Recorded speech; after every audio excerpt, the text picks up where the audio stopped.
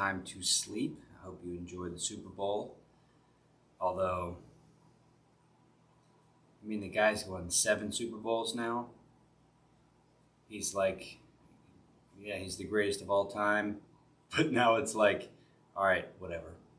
I mean, it's not even, it's so interesting. It's not even, I mean, it's fun for his fans and the fans of his team. But I'm just kind of like, yeah. I was so annoyed that they'd won so soundly. Ugh, gross. Come on, what happened, Chiefs? Ugh, man. Anyway, it was a big time weekend for me. This whole Honor the Fight, Support the Healing campaign is starting to bear fruit, and it's been fascinating to interact with some of the warriors who definitely don't self-identify as warriors, but should begin, or should. I mean, it's just it just is it's a term that I think we all can share now. And I think for a long time after 9/11, it was, the warrior was the soldier. And rightly so. I mean, we would give names to warriors, first responders, we kind of break it all up. But I think the warrior category for identity is one that we can all connect to. And I think we can all connect to authentically. And I think the only thing that is resisting this kind of embracing of this identity and what it comes with is a flaw in the identity, which is also kind of a flaw in the American kind of cultural identity, which, is just a kind of, you get lemons, make lemonade, right? 2020 was a lemon year. Just make lemonades out of it. You saw there was a commercial about it, which is it's a perfect example of kind of the culture, the driving narrative, marketing. 2020 was crappy. Make lemons. We had it was a lemon year. I laughed during that commercial. Lemons just falling out of the sky, people ducking for cover, and it made light of it, right? Which sometimes you need, but it's not a strategy. It's a distraction to make light out of 2020, but it's not a strategy.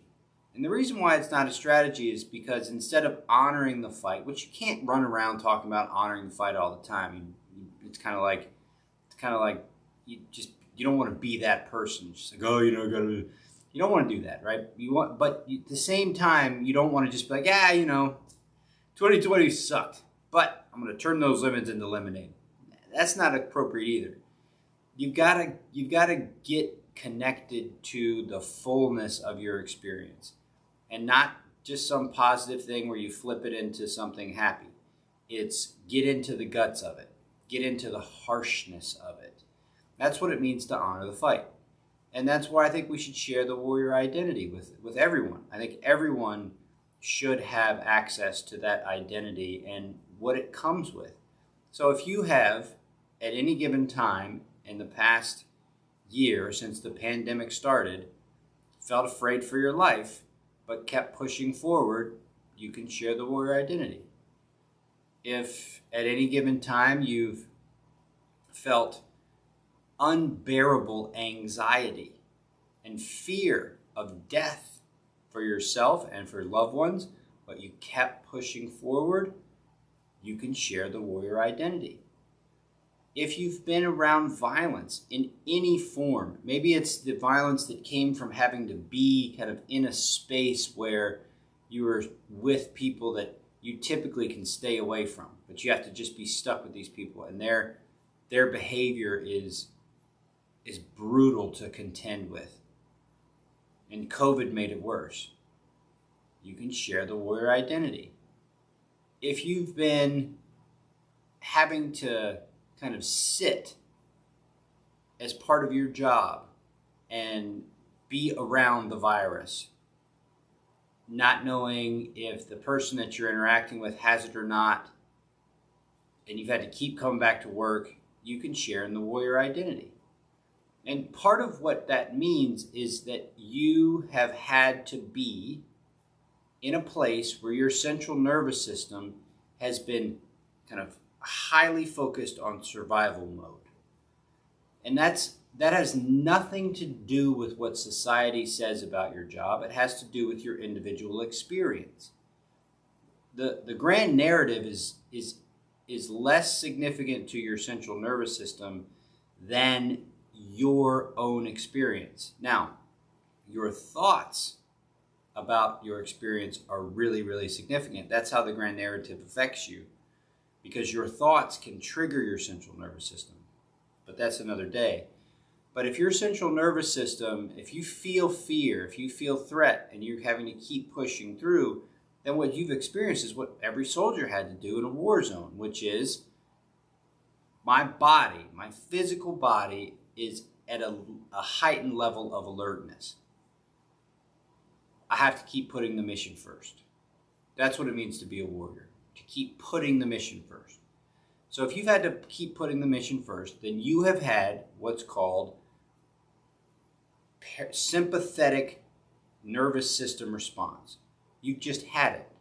And what that means is that your body has kind of shifted its systems to be ready to fight, flee, or freeze. And as it does that on a regular basis over time, it kind of takes it to a new octave. There's a new layer of readiness, a new layer of preparedness. And that layer is physical. It shows up physically in your body. It shows up for real in your brain. These are changes that take place inside you. Now, because you can't kind of see them per se, because you can't kind of point them out to someone and say, hey, I got this, you got this, I got this too, there's this sense that you can just turn it into lemonade, right? It's shitty, but whatever. That's what we've done for a long time. And that's our history. And that's the history of warfare. But it's always been there, and we've always had this kind of base number, 20% of everybody that's been in kind of a combat environment, a life or death environment, develop what I'm describing and that turns into a disorder where it becomes really dominant in your life. Now that can happen really quick, or it can happen slowly over time. But what you want to do is you want to first acknowledge that you've got your fight switch turned on, and that has consequences. And the first consequence is kind of a cultural consequence, which is just turn it into lemonade. No, don't do that. Honor it. Honor the bigness of it. Connect to it as a real thing. Talk about it with other people and being like, I'm not sure exactly what's happening, but I'm sleeping real weird. I'm pretty close to afraid all the time. I'm worried all the time. I feel it in my body all the time. I've got strange feelings, and my responses to things are different. That's all part of what this shows up as. And you've got to honor it. Now, the turn it into lemonade is the just push through it, right? Just be tough. Just keep driving forward, which basically posits that there's an end that you get to, and you're just like, okay, everything's done, everything's over. But that's not how it works. There isn't an end, there's an adjustment to. So the last thing I'll say to give you kind of an easier way to thinking about this. On a regular civilian scale, life exists between level 1 and level 16. Okay? Regular life scale. When you go to war, life now exists at a 1 to 20 scale. So everyone else is 1 to 16, but the warrior is now got these 4 other points that show up. And these 4 other points are outside of the typical realm. Okay? So that's war, right? Well, pandemic, riots, Black Lives Matter movement, white supremacists, insurrection, storming the Capitol, 400,000 people dying of a virus. That takes everybody from that 1 to 16 to that 1 to 20. Everyone now has this new chunk. There's this new chunk of experience that everyone has to now contend with. And the method of the past was to contend with that chunk, that 4 bits, that new 4 bits, that 1 to 20 as opposed to 1 to 16, as, just suck it up and drive on. Put the mission first. It just doesn't work. It doesn't work. Now, it works for some people, right? Some people are able to just push through and drive on. But it really doesn't work for a huge number of people, and that really shows up in ways that are pretty sad. Now, if we honor the fight, which means really acknowledge that this stuff is happening, then we can start the first step of doing something about it. So, I'll move on from the kind of the explanation of all this, but just if you need permission from someone who's been there, someone who's been kind of acknowledged by the country as a warrior, you got it. Start seeing yourself as a warrior, and start studying the way post-traumatic stress impacts warriors, and allow yourself that identity. Acknowledge it. That may not be who you want to be, but it's who you are now, and it's what you got in you. So just take that on and work with it, because we're still in this fight. We got to honor it. We got to get through. And the first way we can start the process of healing is by honoring that. And so the way we turn this into a mindfulness practice, excuse me, is through what's called the 4 bells. Okay, the 4 bells are meant to take you through how to pay attention and what to pay attention to with regards to kind of managing this internal world. Okay, it's the stuff that only you can be aware of. It's the stuff that you can give a therapist insight about. You can talk through, which is really helpful. But when it comes to the actual working with the consequences inside your mental readiness, this practice is designed to do that. So the very first bell, and this is the bell, okay? So bells sound like this. It's just a sound. It could be any sound. It could be, but the bell is kind of a nice sound. So there's the sound of the bell, and what the bell does is it guides your attention. So the first place you put your attention is on the present moment. And the reason why that's important is because when you're dealing with post-traumatic stress and you're dealing with a heightened sympathetic nervous response, your thoughts can get triggered by things, and you can go to the past and to the future and spend most of your mind's time in the past and the future. And that's all about protecting you. And that's a good thing. You want that. But you want to tame that. So you want to be able to say to that mind, hey, we're going to not go into the past and we're not going to go into the future. We're going to come into the present moment. So that's really that's how to pay attention. You pay attention in the present moment. You can think any way you want, but you pay attention into the present moment. The next is what to pay attention to. Okay, so bell 2 is paying attention to your body. Your body keeps the score, a la Bessel van der Kolk. If you want to learn a little bit how the body, the latest science and the science that all the rest of the science is being built off of, is this guy named Dr. Bessel van der Kolk. He wrote a book called The Body Keeps Score, and in it, he shows pretty well that the body is actually holding these traumas. And the way you get through these traumas is not to eliminate their impact on you, but to begin to recognize their sensational expressions and learn how to mitigate the power or intensity of those sensational expressions. So they become part of you. It becomes a part of you. It's not something that you eliminate. So you learn how to navigate it with your sensations. Bell 3 is the breath, okay? The breath is the place that you go to interact with what's showing up. And the way I explain that is there's lots and lots of ways to breathe to get to particular places. But one of the things I teach is Bell 3 is how to breathe through things that are showing up. So say you're having a really powerful experience of fear or a really powerful experience of shame. What happens when you're experiencing those powerful emotions is that your mind turns them into stories.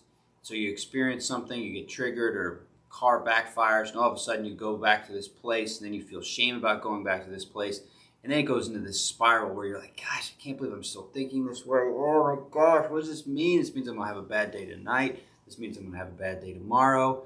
Why am I still thinking this way? Why is this still happening to me? What is wrong with me? Gosh. So the mind just gets spun up really fast and starts creating a story. So what we do is with Bell 3 is we practice what's called lids. And that's where you're interacting with the location, intensity, direction, depth, and size. So instead of interacting with the story of an experience, you're interacting with the actual experience, the sensational qualities itself. And this ties directly to van der Kolk's main point, which is you don't eliminate this stuff, you learn how to interact with it. And each time you interact with it in a mindful way, it becomes less intense. And as it becomes less intense and you become more aware of your impact over it, you become more self-empowered. And then you're just like, holy shit, I didn't realize I could do this. And all of a sudden, for like however long you've been stuck, right? However long you've been stuck in these loops, once you start to break them out and break out of them, you're like, whoa, that's amazing. And so that's Bell 3. We practice that in Bell 3. And then Bell 4 is, you're sharing this warrior identity, but you're not a warrior. Like I have a warrior identity, but I'm not a warrior. I have stories, I have past, I have future, but that's not all of who I am. More than warrior, right, is I'm an open-hearted human being that loves deeply and fully. And I love my family deeply and fully. And I love the people I work with deeply and fully. And I open my heart to you. And I open my heart to my family because it is when I am open-hearted and fully present in an open-hearted way that I'm most connected to life and the joy and the wonder and the awe of being alive. So the warrior identity is nice because it kind of feels like, okay, I can look at this from the perspective of, yes, I embodied some warrior elements. But ultimately, you let all that go, and that's what it means to armor down. You let all that go to get to the open-heartedness, because that's where the good stuff is, and that's also where the healing really starts. The healing starts the more we open our hearts. So the more open-hearted we get, the more we can armor down, the more we open ourselves, the less impact all this stuff has on us. And we begin to see ourselves as bigger and fuller and more powerful than we realized. And we kind of can say thanks to the trauma, right? We kind of say thank you to that.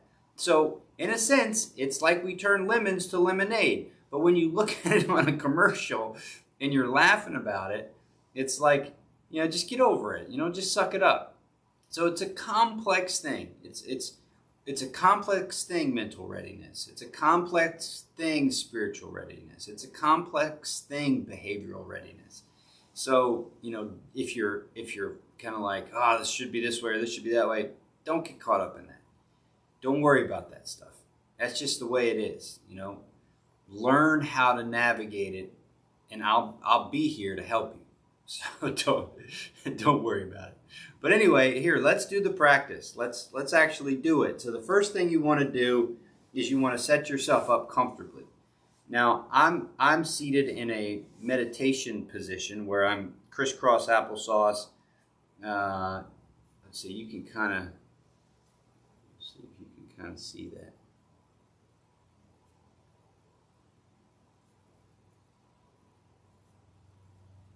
Oh, you can't really see that.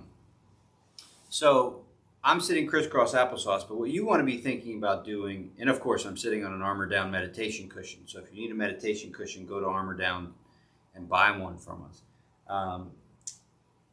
The key thing is be comfortable, right? So you want to be thinking about comfort. You want to be thinking about where you feel safe.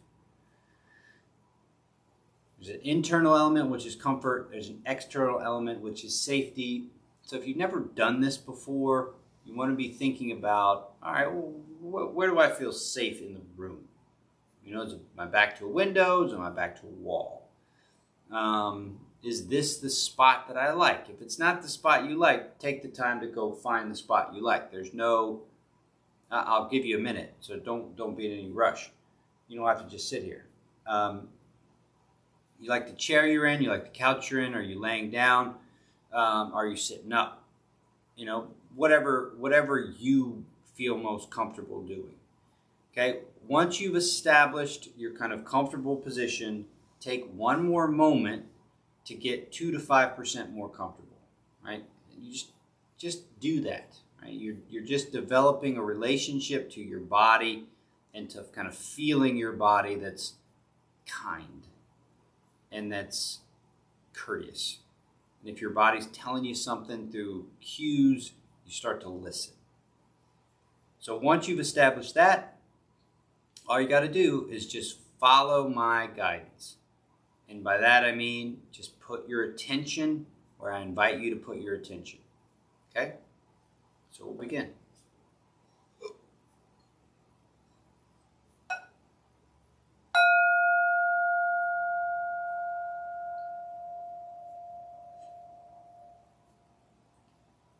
So as the bell sound fades, notice what sensation shows up for you first.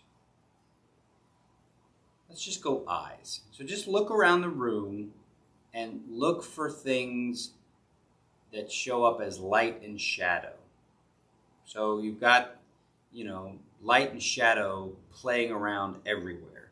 So just find an aspect of light and shadow that you didn't notice before. Once you found one expression of light and shadow that you didn't notice before, there's always something. Just be curious, like, oh, I didn't notice that. Well, that means I probably didn't notice a lot of these little expressions of light and shadow. And so just kind of search around the room wherever you are for expressions of light and shadow that you didn't notice before. So this idea is curiosity tames the mind every time. So once you've studied light and shadow a little bit and noticed little aspects that you didn't notice before, go ahead and if you feel comfortable doing it, either close your eyes or cast your eyes downward, because the next thing I want you to be curious about is your sense of sound.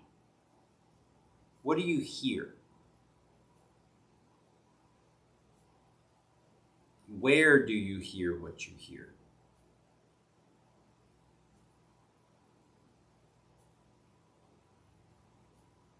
So imagine you're at the center of a clock. And in front of you is 12, behind you 6, to your right is 3, to your left is 6. So think of that as your perimeter. Now, hear the sound that you can hear furthest away and put it on the clock. Is it 12 o'clock, 6 o'clock, 3 o'clock, 2 o'clock, 9 o'clock? Now, once you've situated one sound, if there's any other sounds, situate them somewhere on your clock.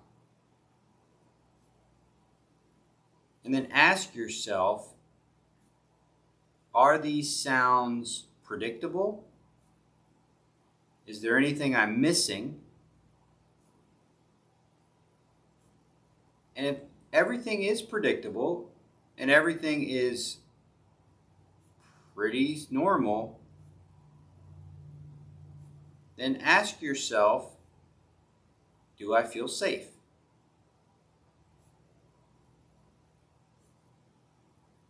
Now, if your mind runs away to some thoughts about this, that, or the other in the past or potentially in the future, just talk to your mind and say, hey, look, right now, if we check the perimeter of sound, we already looked around with our eyes, is there anything right now in this moment that's not predictable? And be very reasonable and gentle with your mind. If your mind comes up with reasons why this could be or might be or this way or that way, just say, look, mind, almost like talk to it like a little child. It's like, okay, I know. But right now, just listen. This is where everything is. This is what's happening. It's totally predictable. This is safe. This is safe. And the mind may begrudgingly be like, all right, fine. That's okay. That's fine. So then you go into bell 2, okay?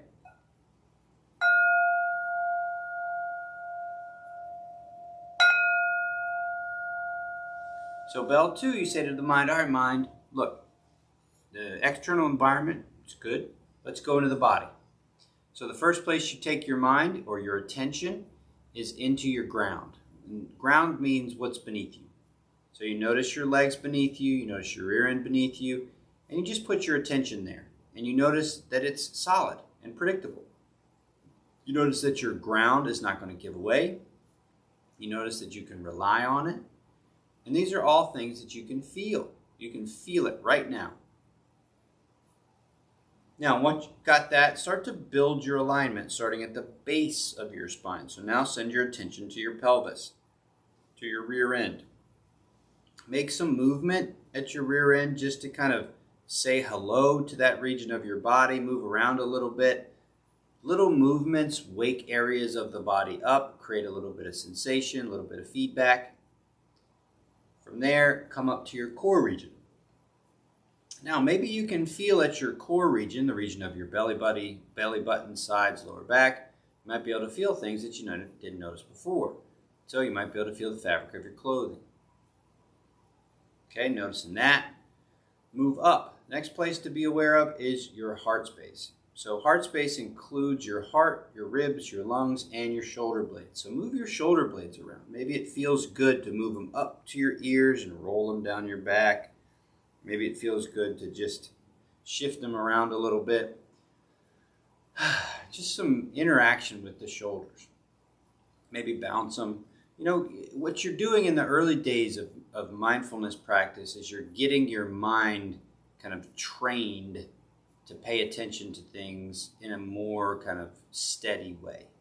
Okay, now the mind will jump off to all kinds of different directions. It's called the monkey mind for that reason. That's okay. You just keep bringing it back to what you're attending to in that moment. So next, move up to the throat space. Now what I want you to do at the throat space is I want you to collect some spit in your mouth and just swallow and see if you can feel the swallow go down your throat.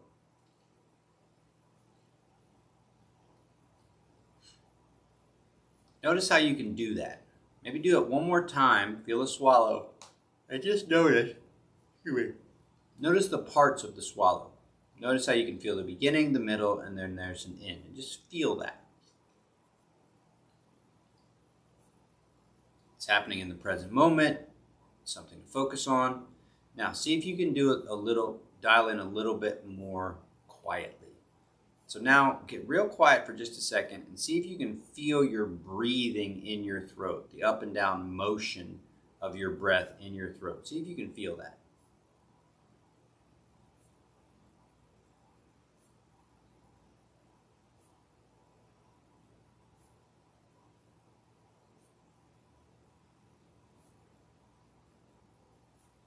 Now from there, move up to the top of your head. Top of your head's top of the spine. Get longer by 1 millimeter. Make sure your spine is nice and long. This is good for a posture awareness. It's also good for breath. You can breathe a little bit better when your body is nice and aligned. But get aligned comfortably.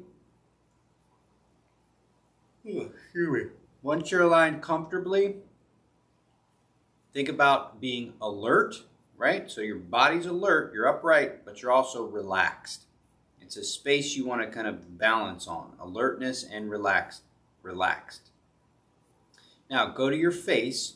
We're going to do something called hacking the vagus nerve. The vagus nerve, if you saw the email with the picture on it, the vagus nerve is your body's super information superhighway. Part of the vagus nerve goes into the face. And what your face is doing is playing a role in how you're sympathetically or parasympathetically leaning. So it's a signal. What your face is doing is part of the signaling to your brain about where it should set itself. So first, soften your face, soften the forehead, soften the eyes, soften the cheeks, the mouth, chin. And then what I want you to do is I want you to real slow put a little smile on your face. Just a little one. Not a big one, just a little one. What that little smile does, it just sends a little signal. Everything's all good. Your nervous system is fine. You say, hey, nervous system, everything's fine. It's all good. Get a little quieter, right? Nervous system's like, okay, all right, let's shift to more parasympathetic. Parasympathetic is rest and relax. Rest, relax, and digest. Feed and breathe. You know, it's the part that we can now connect, get quiet, and open up. So now we'll move into bell 3.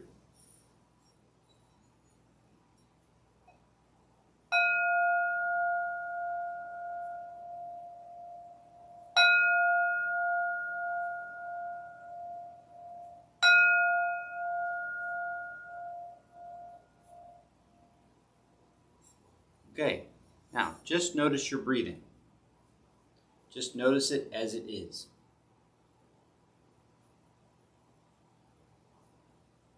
Now notice where it is. Where in your body? Where do you feel your breath?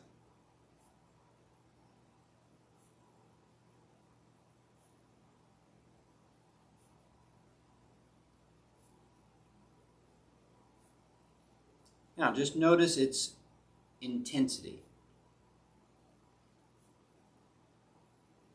You know, if 10 is full-on exertion and panting, and 1 is just like sleeping in just a smooth, steady pattern,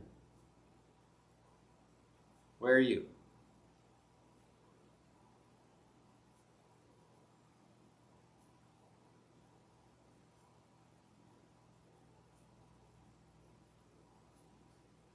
Now, study the direction your breath is moving in. Is it moving down and up? Is it more of like an orb growing in all directions and getting smaller on the exhale?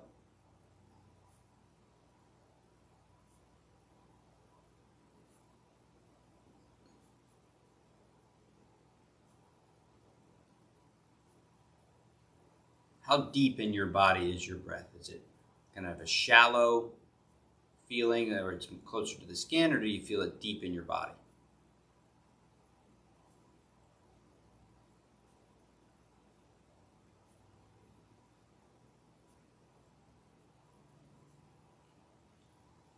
Now size. How big is the area that's moving as you breathe? Your breath creates movement. So one way to think about it is how big that movement is by what parts of your body are moving. So how big is your breath right now? What parts of your body express the movement of your breath?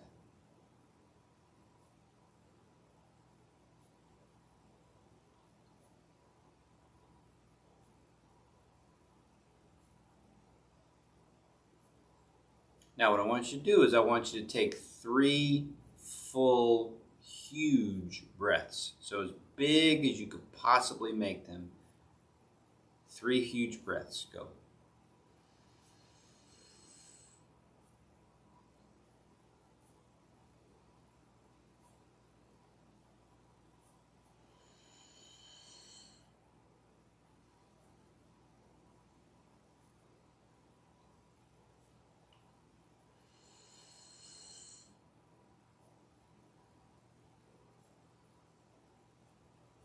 Very nice.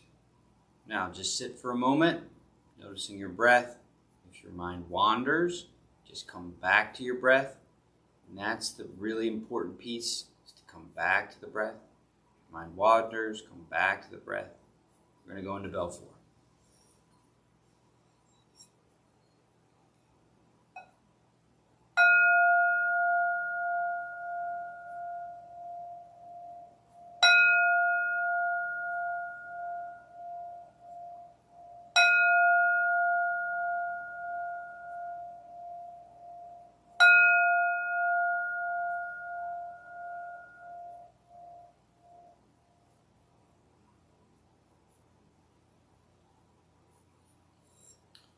starting with gratitude.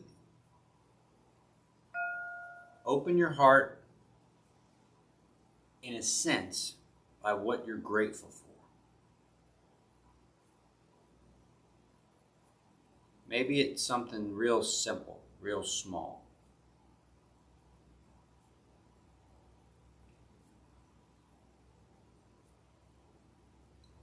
Maybe it's something bigger. Maybe it's something kind of massive.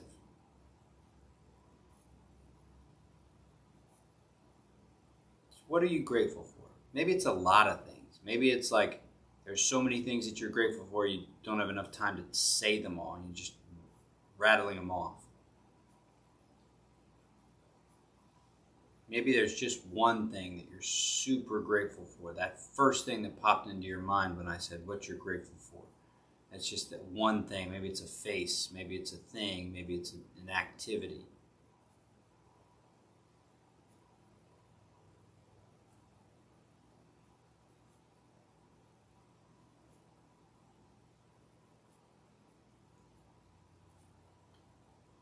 Now imagine that the cultivation of all that gratitude shows up in your heart.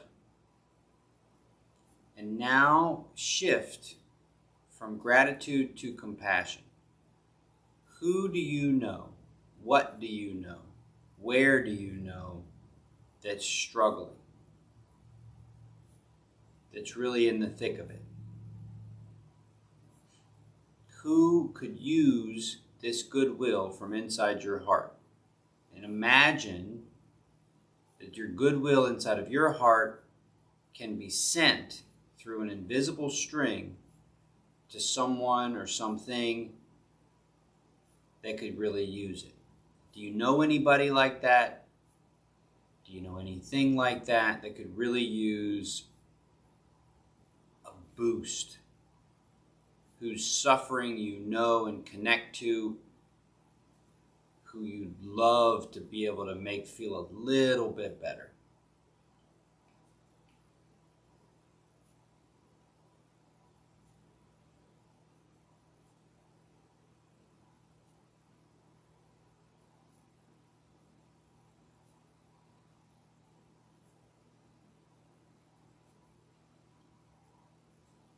Once you've finished your expression of compassion, you finished your practice.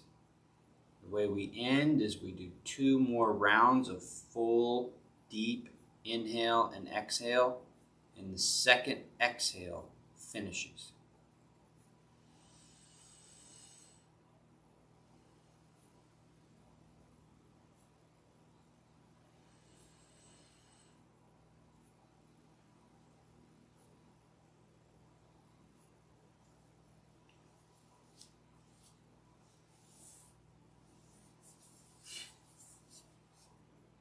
Good job.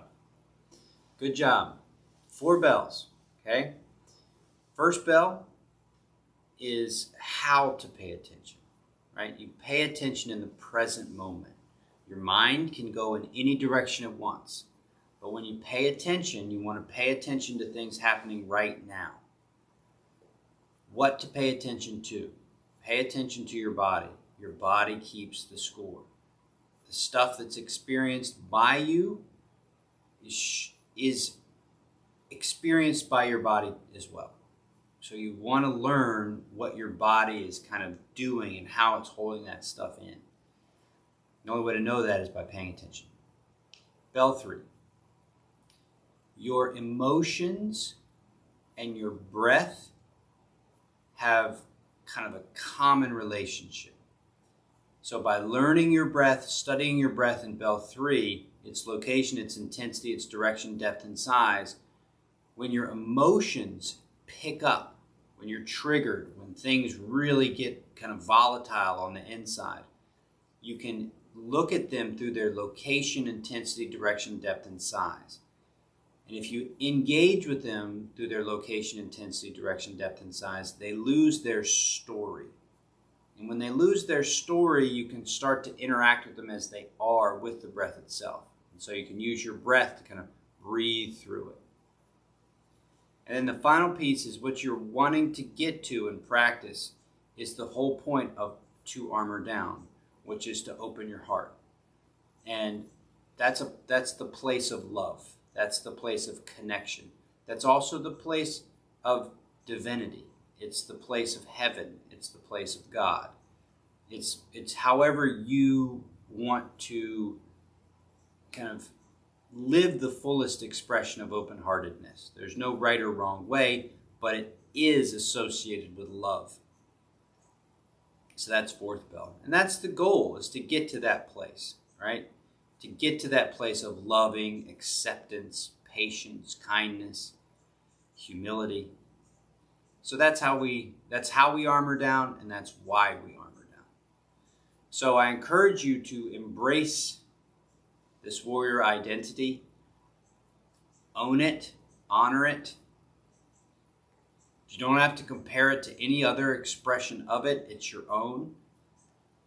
And to do that is to acknowledge the fight that you've been in, the fight that you're still in, and to honor that, recognize its fullness, recognize its impacts, and learn how to manage it. I'll be here to help you every morning. So, if you need a hand, reach out to me. But at the very least, train with me. It's a wonderful thing when you realize that there's a lot more that you can kind of influence, and that there's a lot more choice than you realize, especially with some of this really hard stuff. So keep at it, and I'll see you tomorrow. Later. I always say armor down. So later, armor down.